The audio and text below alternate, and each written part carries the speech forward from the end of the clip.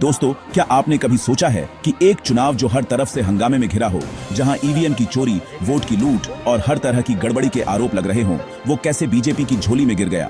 आज की इस वीडियो में हम खोलेंगे महाराष्ट्र चुनाव की वो काली सच्चाई जो आपको चौंका देगी। अगर आप भी सोचते हैं कि लोकतंत्र में कुछ गड़बड़ है, तो ये वीडियो आखिर तक देखना मत भूलना। लाइक, शेयर और सब्सक्राइब करो, क्योंकि सच को छिपाया नहीं जा सकता। महाराष्ट्र में बीजेपी की जीत को हर कोई देख रहा है, लेकिन क्या ये जीत सच्ची है या फिर ईवीएम की जादूगरी? शुरू से ही चुनाव में हर जगह ईवीएम, मेगा प्ले, वोट चोरी और मशीन चेंज की खबरें आ रही थी। वो इंक जो वोटर की उंगली पर लगती है, वो आसानी से मिट रही थी, जैसे कोई बच्चे का खेल हो। बहुत जगह पर परमानेंट मार्कर का उपयोग किया गया। पुणे में रूपाली ठोंबरे और एमएनएस के नेता गणेश भोकरे ने बताया कि इलेक्शन कमीशन के आरओ की तरफ से दी गई मशीन नंबर्स अगले दिन बदल गए थे। 24 में से 13 मशीनों के सीरियल नंबर अलग थे।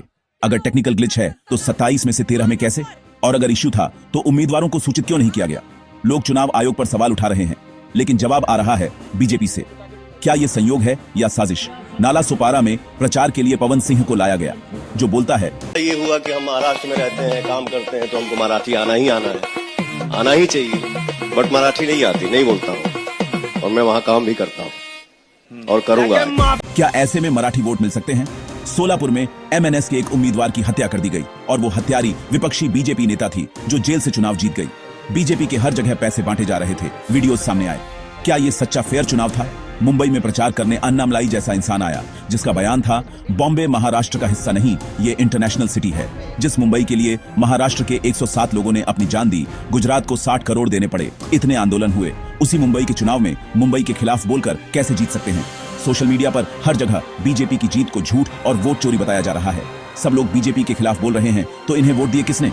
चुनाव से पहले देवेंद्र फडणवीस बोलता है कि 29 में से 25 महानगरपालिका में हमारी सत्ता आएगी, और 25 महानगरपालिका में बहुमत आया। कैसे? क्या उसे पहले से पता था? 25 साल से ठाकरे के हाथ में जिस मुंबई की सत्ता थी, वो बीजेपी के हाथ चली गई, वो भी महाराष्ट्र के खिलाफ बोलकर। क्या ये सेंस बनाती है? उद्धव ठाकरे के समय कपास 13,500 पर क्विंटाल भाव था, जो अभी घटकर किसानों को 6,000 से 7,000 तक मिल रहा है। कोविड में सबसे बेहतर काम किया और भी बेहतर विकास किया। एक झटके में किसानों का 2 लाख तक कर्जा माफ किया।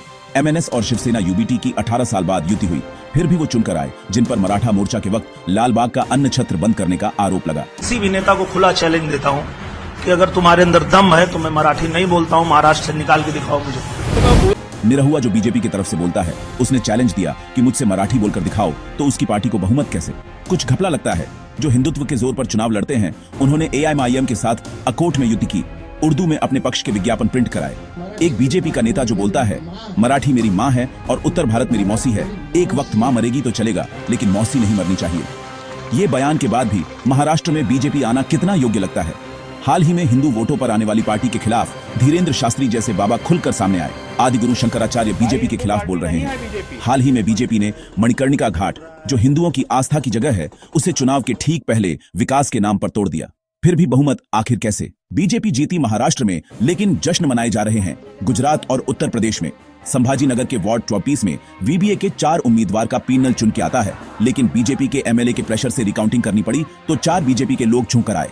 क्या ये सच में फेयर चुनाव है? बीड से लोगों को लाकर पुणे के उंदरी में फेक आईडीज देकर बीजेपी को वोट करा दिया। उनको ये बोलकर लाया गया कि यात्रा पर जा रहे हैं। रेखा गुप्ता का वो बयान जो बोलती है, जब 70 साल से वो लोग वोट चोरी कर रहे थे, तब चल रहा था, इस बार हमने कर ली तो हम गलत। इन्हें कौन बताए कि 70 साल पहले ईवीएम नहीं थी? और इनकी बात प्रूव करती है कि ईवीएम में कुछ घपला है। मतदान के बाद ईवीएम प्राइवेट व्हीकल में कैरी हो रहे थे। हाल ही में ये मुद्दे उठकर आए कि मुंबई में मराठी लोगों को मराठी होने की वजह से घर नहीं मिल रहे, उनको मराठी होने के कारण जॉब नहीं मिल रही, नॉनवेज खाने में मराठी लोगों को ट्रोल किया जा रहा है, घर नहीं दिया जा रहा। दहिसर में बीजेपी के उत्तर प्रदेश वाले कार्यकर्ताओं ने मराठी फैमिली को मारा। इन सबके बाद भी लोग बीजेपी को वोट दे रहे हैं। यही सवाल उठाता है, कुछ बात मुंबई में मराठी लोगों के खिलाफ हुई तो उसका इम्पैक्ट महाराष्ट्र में पड़ता है। अगर मान लिया जाए कि मुंबई में मराठी लोक संख्या कम बची है, तो बाकी के महाराष्ट्र में भी कैसे बीजेपी चुनकर आ गई? हिंदी भाषी में भी बहुत सारे लोग बीजेपी के खिलाफ हैं।